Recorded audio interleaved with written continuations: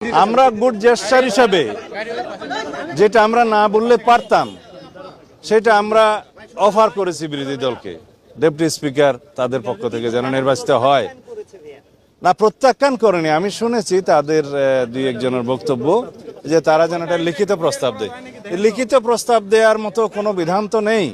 মাননীয় সংসদ নেতা প্রধানমন্ত্রী হিসেবে বিরোধী দলীয় নেতার সাথে কথা বলেছেন, যখন ইফতার মাহফিলে তারা দাওয়াত দিয়েছিলেন সেখানে গিয়ে আমিও উপস্থিত ছিলাম।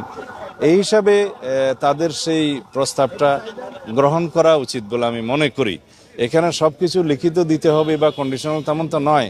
আমরা এটা উদারতা প্রদর্শন করতে চেয়েছিলাম যে আমরা চাই জুলাই জাতীয় সনদে যা কিছু আমরা সম্মত হয়েছি তা এখন থেকেই প্র্যাকটিস করি।